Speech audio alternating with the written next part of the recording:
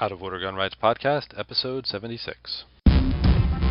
Welcome to the Out of Order Podcast, your window into the firearms community, exploring those shaping the future of our rights and protecting our lifestyle, laws, legal cases, activism, and self-defense in a candid and honest podcast for our brothers and sisters in arms. Here's your host, James Kalita.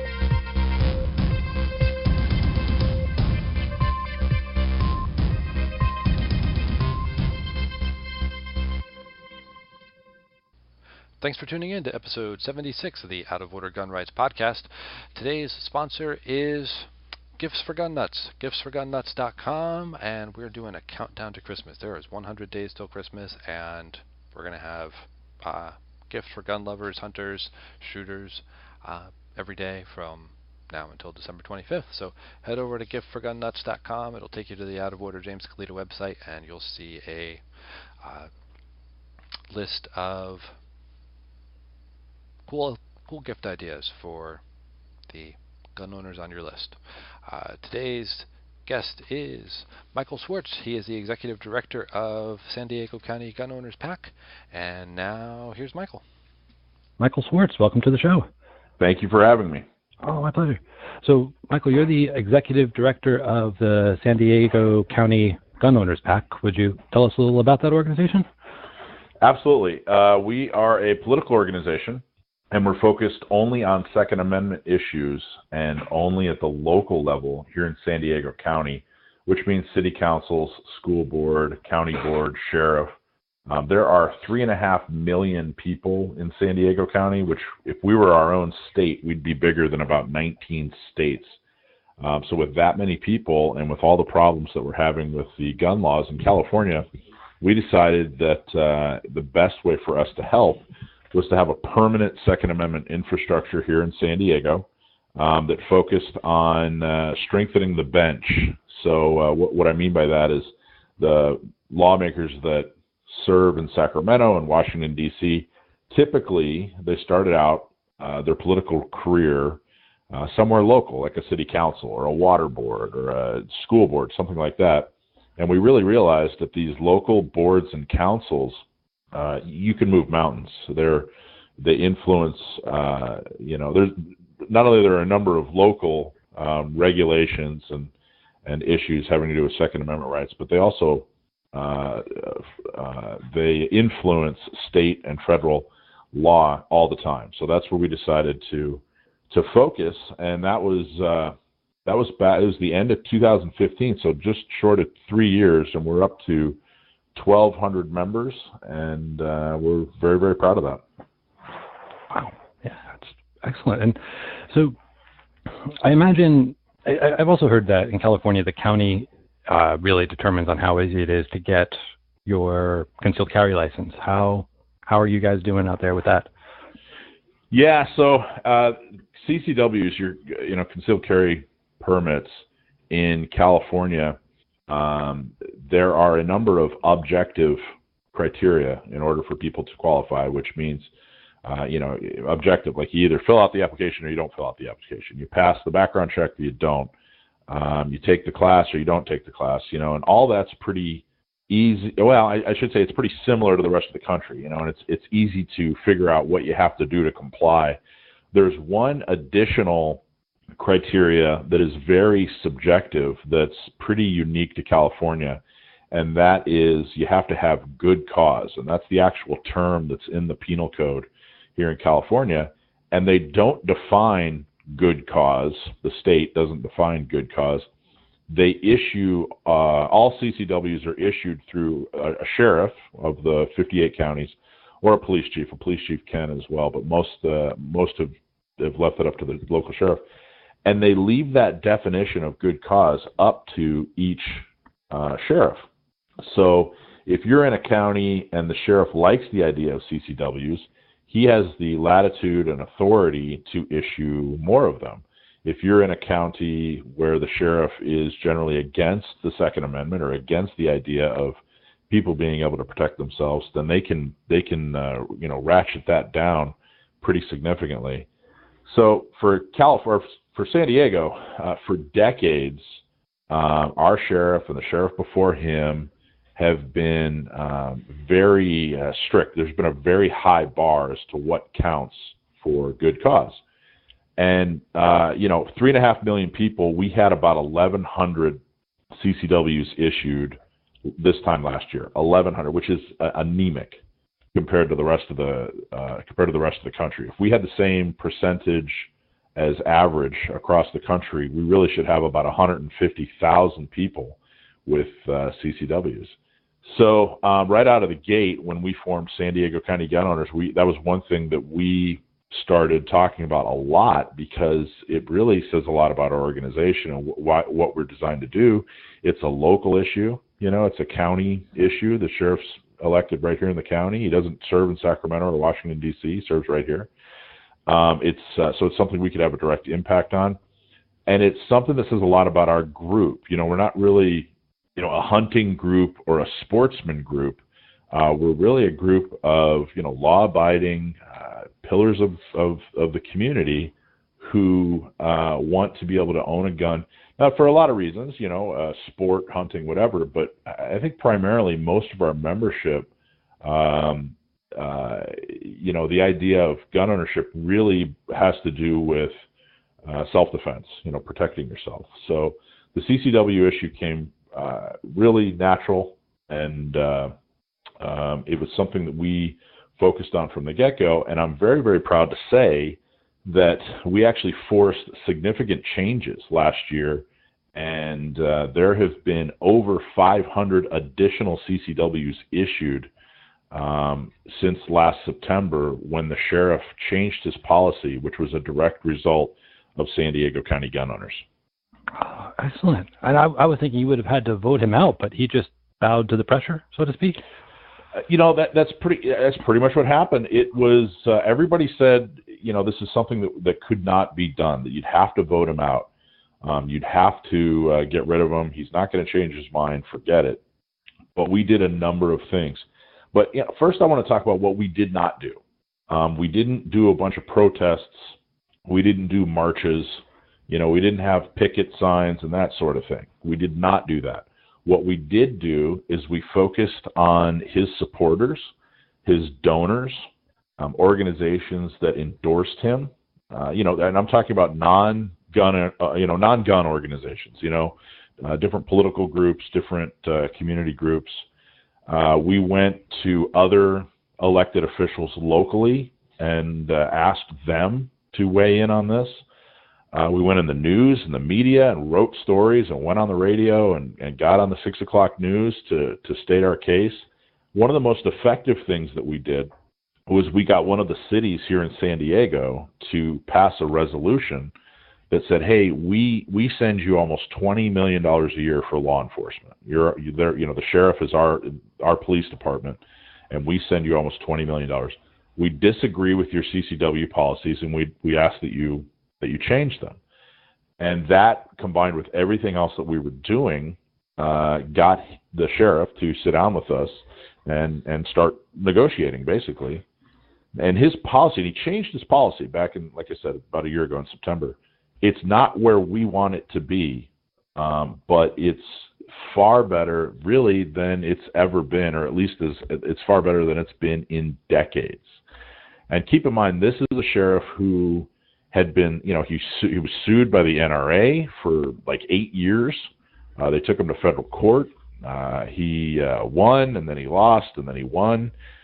He still didn't change anything, but what did get him to change was this local pressure coming from media, coming from supporters, and coming from other elected officials, so that now, generally speaking, if you're in San Diego and you're a law-abiding, sane, trained citizen, you can get your CCW. There are still hoops to jump through, but the way I like to say it is that we made the hoops big enough so that most people can fit through. Nice. Excellent. And that's incredible that even because where I'm from in New Jersey and New York, people are always clamoring for more help from the NRA, but you guys did it, it looks like the NRA tried, failed, and then you guys picked up and succeeded. Well, I think that, I really think of it as a battle. We're truly in a war when it comes to Second Amendment issues. And there are a lot of things on a battlefield. There's infantry, and there's air support, and there's all these different things on the same battlefield.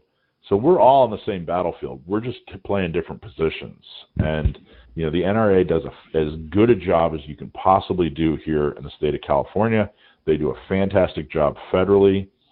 They took the case, to the through the court system. And I'm not an attorney, and for the most part, our members are not attorneys. So that's not something we could do. I mean, be members, support them financially, be a member of the NRA and CRPA and all these other organizations, Firearms Policy Coalition.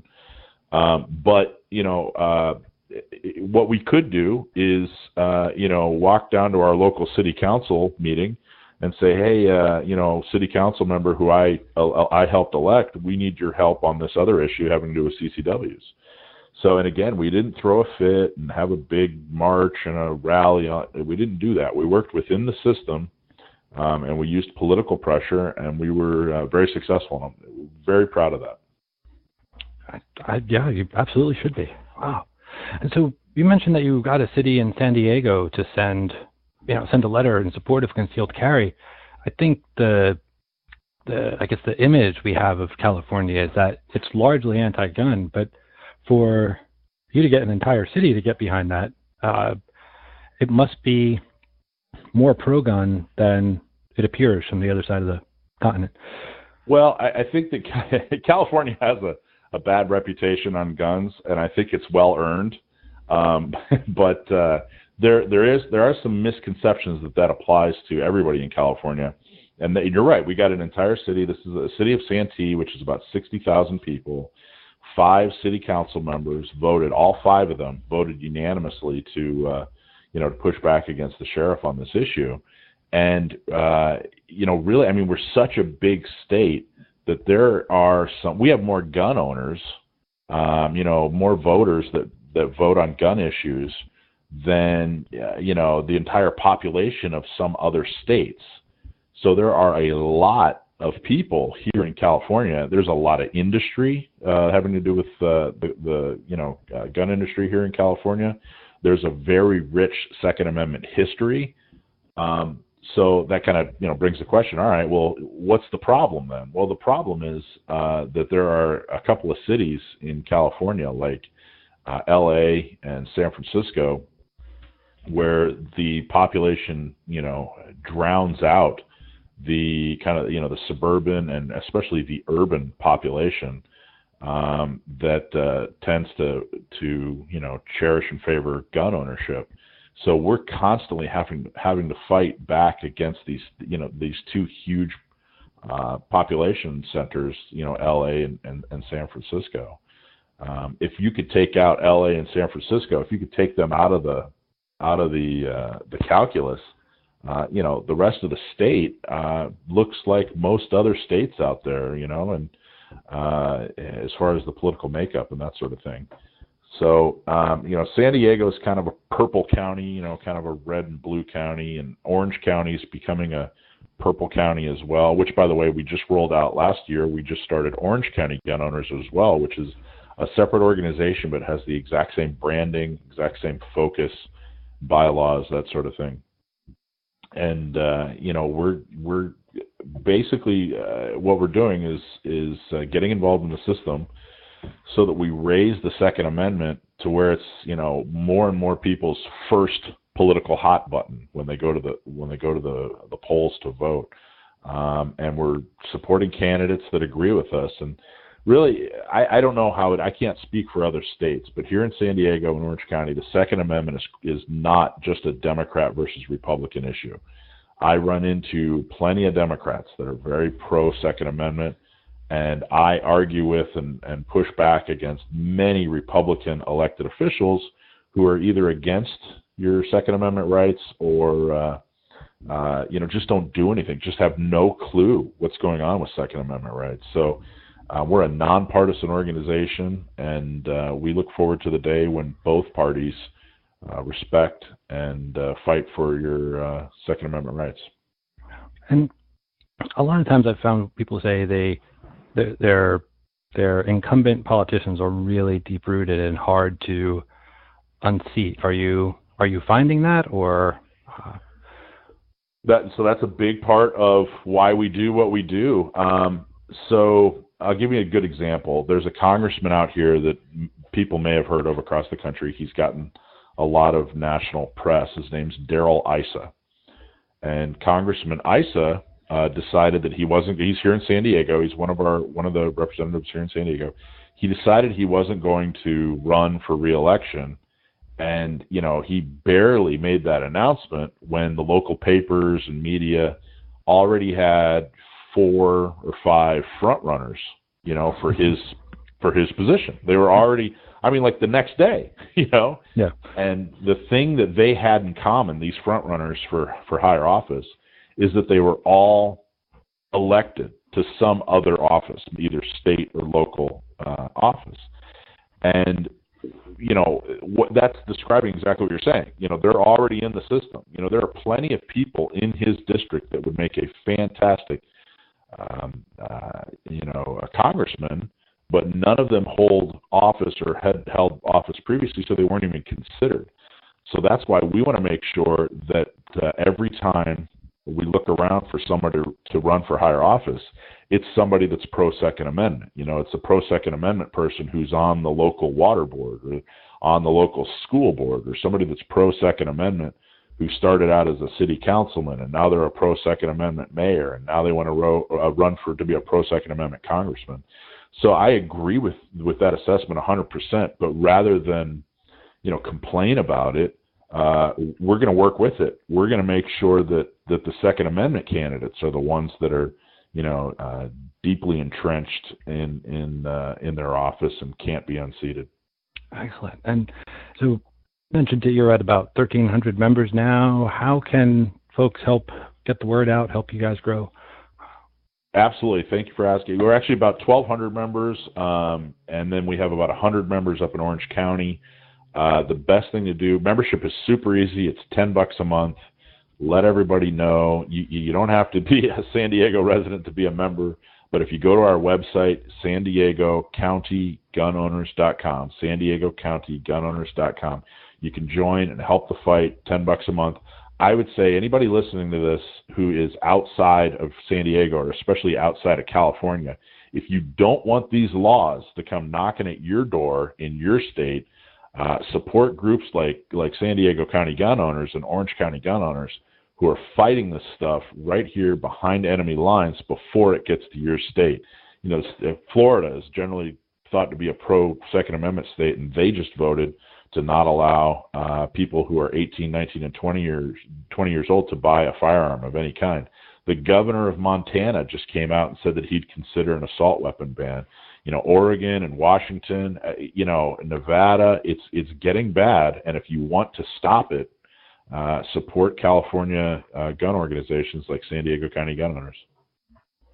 Excellent. Great. And I always ask my guests if there are any books they recommend that all gun owners should read, either about politics or guns or just anything they would benefit from. Yes, absolutely. There is a book by a guy named Jonathan. This isn't directly related to firearms. It's really related to politics, and it's by a guy named Jonathan Haidt, Haidt, and he is a professor and an author, and he has this theory. It's called one of his books is called The Righteous Mind. And he did a whole series of studies. He has a theory called the moral foundations theory, where basically he identified the 6 reasons people come up with political opinions. They're based on 6 moral foundations. And he found out that generally if you're on the right side of the spectrum, that you base your decisions on all 6 of these pretty equally. Caring, fairness, liberty, sanctity, all 6 of them pretty equally. But he found that if you're on the left side of the spectrum, you're really only basing your opinions on caring and fairness. That's it. When you come up with a political stance, it has to do with caring or fairness. And this, by the way, he's a self-professed liberal, left-wing Democrat, and he did this research and won a bunch of awards and recognition for it. And basically, what it means is, if you are a Second Amendment advocate and you're talking to somebody that you've identified as someone that's generally on the left side of the issue, don't talk about the sanctity of the Constitution. Well, we should respect the Second Amendment because it's the Constitution, and that's the way the Founding Fathers did it. Talk to them about the caring and fairness part. I care about single moms. That's why I think that they should be able to protect themselves. It's not fair that only police officers can carry a gun to protect themselves. I think that, like I said, single moms should be able to do that.